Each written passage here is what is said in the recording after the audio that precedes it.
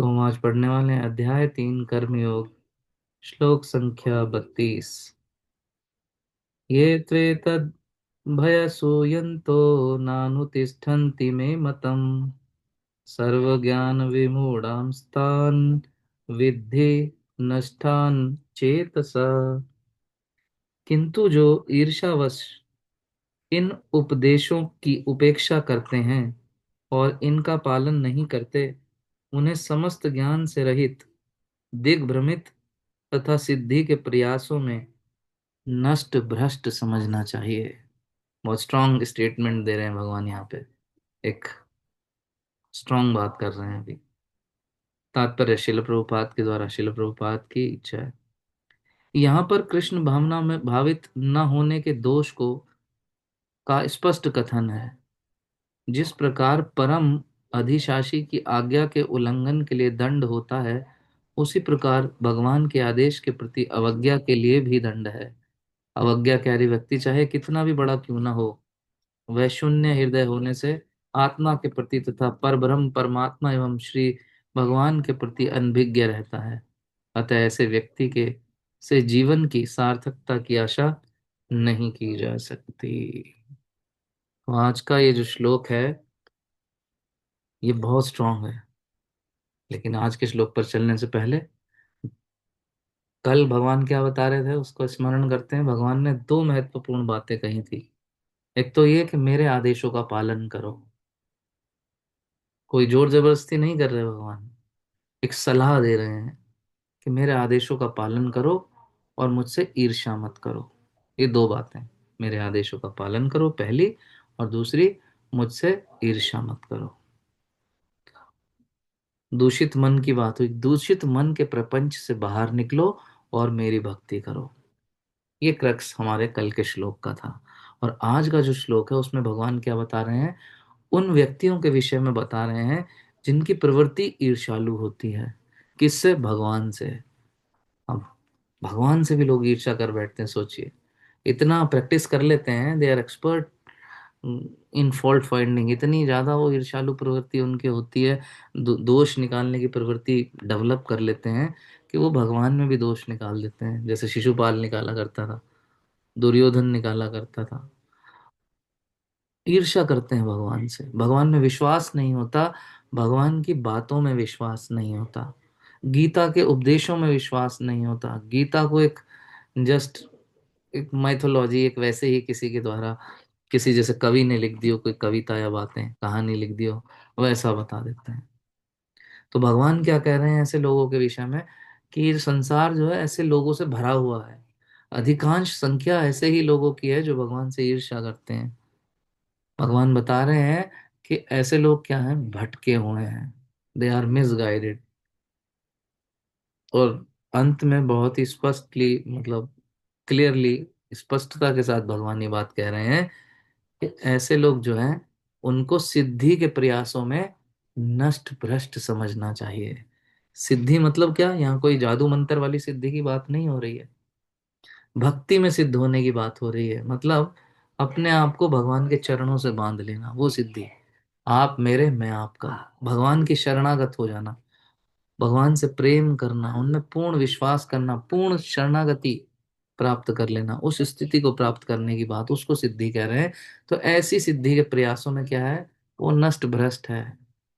वो सारा जीवन यूं ही बर्बाद कर देने वाला है, मौज मस्ती में, भगवान में खोट निकालने में, तर्क वितर्क में। अरे ये सब क्या होता है, इस कोई भगवान भगवान नहीं होता, ये सब व्यर्थ की बातें करते हुए लोग आपको चारों ओर मिल जाएंगे। तो कभी कभी हम नहीं समझ पाते कि ये लोग अच्छे हैं बुरे हैं। कभी हम सोचते हैं किसी का बुरा तो नहीं करते, अच्छे हैं। लेकिन भगवान क्या कर रहे हैं, ऐसा व्यक्ति जो है वास्तव में मूर्ख ही है, जो मुझसे ईर्ष्या करता है। तो भगवान यहाँ पर ऐसा कहकर कि नष्ट भ्रष्ट समझो, कोई धमकी नहीं दे रहे, कोई धमका नहीं रहे, कोई डरा नहीं रहे। एक्सक्यूज मी, थोड़ा आजकल गला पका हुआ है, इसलिए सॉरी। तो भगवान यहाँ पे क्या है, सिर्फ समझाने का प्रयास कर रहे हैं हमें।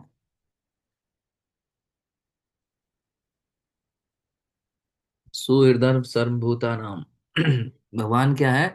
हमारे सबसे बड़े हितैषी मित्र हैं। अभी मैंने उदाहरण दिया, प्रत्येक जन्म में साथ थे, साथ हैं और साथ रहने वाले हैं। चाहे हम किसी भी 84 लाख योनि में कोई भी शरीर प्राप्त करें, किसी भी लोक में जाएं, नीचे के लोकों में जाएं, ऊपर के लोकों में जाएं, भगवान सदा सदा हमारा साथ देने वाले हैं। कौन होगा ऐसा? कोई नहीं दे पाएगा। तो भगवान यहाँ पर माता पिता जैसे समझाते हैं ना अपने बच्चे को, वैसे समझाने का प्रयास कर रहे हैं, डरा नहीं रहे। माता पिता क्या करते हैं, कभी कभी समझाने के लिए डांटते भी है ना। सभी को मार पड़ती है बचपन में कि पढ़ ले नालायक, नहीं तो फेल हो जाएगा। और बच्चे का मन कहाँ है? क्रिकेट खेलने में है, बाहर दोस्तों के साथ घूमने फिरने जाने में है। आजकल के बच्चों का मोबाइल फोन में है। तो उनको माँ बाप डांटते हैं कि अरे पढ़ ले, नहीं तो सारी जिंदगी रोएगा, घास खोदनी पड़ेगी तुझे, भीख मांगेगा। माँ बाप ऐसे डांटते हैं, जैसे वो कोई श्राप नहीं दे रहे होते, ये कड़वा बोल रहे होते हैं। कोई ऐसा नहीं है वो दुश्मन है, वो हमारे लाभ की बात कर रहे हैं, हमें समझाने का प्रयास कर रहे हैं। तो ऐसे ही यहाँ पर भगवान इस श्लोक में प्रयास कर रहे हैं अर्जुन के माध्यम से हम सभी देहधारी जीवों को समझाने का कि ईर्ष्या मत करो। कोई कह सकता है कि हम तो ईर्ष्या करते ही नहीं है भगवान से। ये कैसी बात है कि ईर्ष्या, हम तो नहीं करते हैं ईर्ष्या। लेकिन ऐसे व्यक्ति को जब कहो कि आप भगवत गीता पढ़िए, तो कहते नहीं, तो बुढ़ापे की बात है, हमें तो कर्म करना है, अपना कर्म ही हमारा धर्म है। तो जब जिसको भगवान क्या कह रहे हैं, क्या चाहते हैं, भगवान के आदेश हैं क्या, भगवान क्या कह रहे थे, मेरे आदेशों का पालन करो। लेकिन जिस व्यक्ति को पता ही नहीं कि भगवान के आदेश हैं क्या, वो कैसे पालन करेगा? उसने तो जीवन में बस कैलेंडर पे पढ़ा है क्या लाए थे क्या ले जाओगे, बस उससे ज्यादा उसको पता ही नहीं भगवत गीता में क्या लिखा है। और आजकल तो कुछ भी रील्स बनती हैं, बस ये कह देते हैं भगवत गीता में लिखा है अपने प्रेमी को नहीं छोड़ना चाहिए। प्रेमी प्रेमिकाओं के कोटेशंस आ जाते हैं, भगवत गीता में भगवान श्री कृष्ण ने कहा है, बताइए। मूर्खों की कमी नहीं है। तो जो भगवत गीता पढ़ ही नहीं रहा, जिसे पता ही नहीं आदेश क्या है, पालन ही नहीं करा, और पता चल भी जाए, ऐसे भी बहुत हैं जिनको आप बताएंगे तो भी वो पालन नहीं करेंगे। क्यों? क्योंकि इंद्रिय तृप्ति में आसक्त हैं। तो भगवान इसी बात को कह रहे हैं, और श्रील प्रभुपाद भी कहते हैं कि जो भगवान बता रहे हैं उनको पता भी लग गया लेकिन वो नहीं मान रहे, तो किसी की बात ना मानना भी ईर्ष्या का ही एक रूप है। माता पिता बच्चे को कुछ कह रहे हैं, बच्चे नहीं मान रहे, तो एक प्रकार की वो ईर्ष्या ही है, उल्लंघन है उनका। तो जो आदेशों का पालन नहीं करता, वास्तव में मानी वो ईर्ष्या ही करता है भगवान से। वो भगवान को ऐसे ही कोई लल्लू पंजू समझ रहा है कि किसने कुछ कहा मानो या मत मानो, सानू की फर्क पैंदा है। हाँ, ऐसा नहीं। भगवान इस बात को समझा रहे हैं कि जो मैं कह रहा हूं ये तुम्हारे जीवन के लिए सबसे महत्वपूर्ण बात है। हे मेरे प्यारे बच्चे, इसका पालन करो। आप देखिए, जैसे किसी देश की कोई गवर्नमेंट होती है, वो सर्टेन रूल्स बनाती है देश की जनता के लिए, सभी नागरिकों के लिए। और उनको रूल्स बताए जाते हैं, अलग अलग देशों में अलग अलग नियम होते हैं देश काल परिस्थिति के हिसाब से उनके। लेकिन सभी नागरिकों को वो नियम बताए जाते हैं और सभी नागरिकों को उनका पालन करना ही होता है। यदि कोई पालन ना करे तो उनके लिए दंड दिया जाता है, उनको दंड का प्रावधान है। आज देखिए लोग क्या करते हैं, कुछ भी करते हैं, कुछ भी खाते हैं, ये सब नियम तोड़ना ही तो है। एक जीव दूसरे जीव को मार कर खा जाता है, जबकि उसके लिए अनाज की व्यवस्था है। भगवान कह रहे हैं शाकाहारी रहो। पत्रम पुष्पम फलम तोयम यो में भक्त्या पृच्छति, मुझे अर्पित करो। एक पत्ता, एक फूल, एक जल, एक फल, कुछ भी दो, मुझे अर्पित करो और फिर उसको प्रसाद स्वरूप में उसको स्वीकार करो।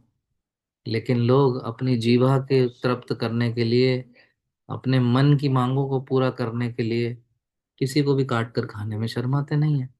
This is wrong. वही बता रहे हैं कि पालन न किया तो क्या है, भगवान उस चीज को डिटेल में बता रहे हैं यहाँ पे। भगवान हमसे द्वेष नहीं कर रहे हैं, डरा भी नहीं रहे हैं, प्रेम वश समझा रहे हैं। बस वाणी यहाँ पर कठोर है, कठोर शब्दों का प्रयोग यहाँ पर भगवान कर रहे हैं कि ऐसे व्यक्ति को नष्ट भ्रष्ट समझो। लेकिन कर प्रेम ही प्रेम का प्रदर्शन ही है। जैसे माँ बाप आप देखिए कभी कभी बच्चे को समझाने के लिए डांटते हैं, और कभी कभी फिर थप्पड़ भी चिपका देते हैं उसके, जब वो सुनता ही नहीं है। मोटिव क्या होता है माता पिता का? कोई बदला निकालना, उसके ऊपर फ्रस्ट्रेशन निकालना, या उसको पंचिंग बैग समझ के उसके ऊपर प्रैक्टिस कर रहे हैं? नहीं। वो जो माँ या पिताजी थप्पड़ चिपकाते हैं, उसके पीछे एक ही मोटिव होता है, बच्चे की भलाई। वो चाहते हैं कि बच्चा जीवन में कामयाब हो। ऐसे ही भगवान चाहते हैं कि हम सभी जो हैं, इस मनुष्य देह जो हमें मिली है, इसका हम सदुपयोग कर सकें, और जीवन के अंत में हम सभी कामयाब हों। यम यम वापि स्मरण भावम तजयंती ते कलेवरम तम तम वेत्ति कौन्तेय सदा तद्भाव भाविता। भगवान की चेतना में, भगवत चेतना में रहकर इस शरीर का त्याग करके इस भौतिक जगत के आवरण को भेद कर भगवान के धाम में प्रवेश कर सकें। कभी बच्चा जो है कहीं बाहर से लड़ाई करके आता है, होते हैं छोटे छोटे बच्चे, स्कूल से आते हैं लौटते हैं, लड़ लिए किसी से, माथा फुड़वाया है, हाथ में चोट लगी है, पाँव में चोट लगी है, चोट लगवा कर आए। तो माता पिता क्या करते हैं? उनकी दवाई कराते हैं, उनका ध्यान रखते हैं खाने का, रेस्ट करवाते हैं बिल्कुल, लेकिन साथ में उसको डांट भी पड़ेगी, ये पक्की बात है कि नालायक दोबारा मत करके आई हो। और कुछ माँ बाप हल्के में डांट देते हैं, कुछ तो आपको पता ही है, अच्छे से हरी बोल करते हैं, अच्छे से चमकाते हैं, लेकिन उसकी डांट पड़ती है। मोटिव क्या है? सिर्फ बच्चे की भलाई। और यही सही भी है। लेकिन बच्चे क्या है, तीन गुणों से प्रभावित हैं, और वो मानते नहीं माता पिता की बात। एक उम्र ऐसी होती है, जनरेशन गैप, माँ बाप जो कह रहे हैं वो बच्चों को जमता ही नहीं, समझ ही नहीं आ रहा है। कह रहे हैं कहने दो, इनफैक्ट बच्चे ये भी कहते हैं आपने अपने टाइम में तो बहुत मजे करे हैं, हमें नहीं कुछ भी करने देना चाहते हो। सुनेंगे नहीं, फिर माँ फिर चटाक चटाक दो तीन और चिपकाती हैं।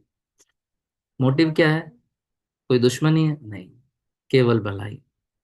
तो जिस प्रकार ये बच्चे गुणों के प्रभाव में ये सब करते हैं, उसी तरह हम सब भगवान की संतान, हम भी इस माया के प्रभाव में, तीन गुणों से भरी हुई माया के प्रभाव में क्या है, भ्रमित हैं। तो इसलिए कभी कभी भगवान हमारे जीवन में बिजली के झटके देते रहते हैं, ताकि हमारी चेतना लौट कर आए, जैसे कभी कभी मरीजों को दिए जाते हैं। भगवान यही समझाना चाह रहे हैं कि भाई, पालन नहीं करोगे, मनमाने हिसाब से कर्म करोगे, तो फिर फंस जाओगे। हाँ, निकलो बाहर इस भ्रम से, और परमेश्वर की भक्ति के मार्ग पर स्वयं को अग्रसर करो। बढ़ना ही होगा, अन्यथा ये प्रकृति तुम्हें दंड देगी। जैसे ट्रेन में चले आप, अगर आपके पास टिकट नहीं है तो टीटी आपको पकड़ लेगा। जैसे ही अगला स्टेशन आएगा कहेगा बाहर, बाहर उतरिए आप। सर्दी का मौसम हो, कुछ भी हो, आपके जेब में पैसे हैं नहीं है, वो स्टेशन कैसी भी जगह हो वहां उतार देगा आपको। कोई दुश्मनी है टीटी की? नहीं, ये उस रेल के नियम है। बस ऐसे ही इस भौतिक प्रकृति का नियम है। जो नियमों का उल्लंघन करेगा वो मारा जाएगा, और जो भगवान के आदेशों का पालन करेगा वो भगवान की प्रोटेक्शन में रहेगा, आनंद में रहेगा। पालन करने पर सिद्धि सद्गति आनंद है, और पालन न करने पर दंड है।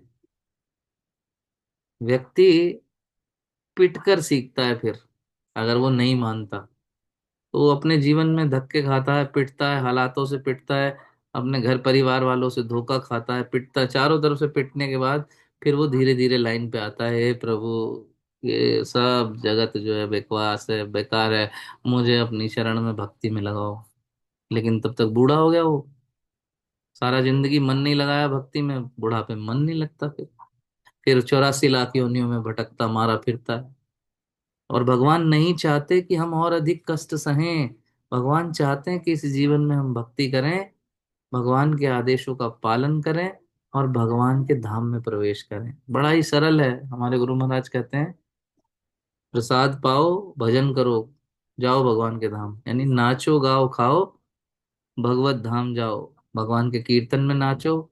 गाना क्या है? भगवान का नाम संकीर्तन, हरे कृष्ण कृष्ण कृष्ण हरे हरे, हरे राम राम राम हरे हरे। भगवान को भोग लगाओ, खाओ, नाचो गाओ खाओ, भगवत धाम जाओ। श्रील प्रभुपाद की जय। भगवत गीता यथा रूप की जय। बहुत आसान है, लेकिन आसान चीजें हमें पसंद नहीं आती, क्योंकि वी आर हार्ड वर्कर्स। हमें गधे रहना बनना बने रहना बहुत अच्छा लगता है। हार्ड वर्किंग है, वी आर हार्ड वर्कर्स। भगवान कह रहे स्मार्ट वर्कर बनो। Use your lazy intelligence. कम करो, ज्यादा लाभ लो। कार्तिक में आपने अपने सारे पाप नष्ट ही कर लिए हैं अभी, खूब दीप दान कर करके। अब भगवान के आदेशों का पालन करना है, ईर्ष्या खत्म करके भगवान से प्रेम करना है। ईर्ष्या मतलब भगवान के आदेश अगर नहीं मान रहे हो तो वो भी ईर्ष्या ही है। याद रखिएगा ये बात। ठीक है। क्षमा माता जी को नींद आ गई, हाँ। ठीक है। हरे कृष्णा कृष्ण कृष्ण हरे हरे, हरे राम राम राम हरे हरे। तो पुनः कल मिलेंगे 9 बजे। आप लोग रिवाइज करके आइए, आप सभी से निवेदन है, थोड़ा पढ़कर आइए। और जो अभी तक नहीं बोलते हैं क्लास में वो बोलने का प्रयास करें। और जिन भी भक्तों को आपने कनेक्ट किया है क्लास में, उनको एक बार याद दिलाइए कि क्लासेस आर रिज्यूम्ड। फिर से शुरू हो चुकी हैं classes. Thank you so much. कल पुनः आप सभी से मुलाकात होगी 9 बजे। तब तक के लिए हरे कृष्णा। शील प्रभुपाद की जय। भगवत गीता यथारूप की जय।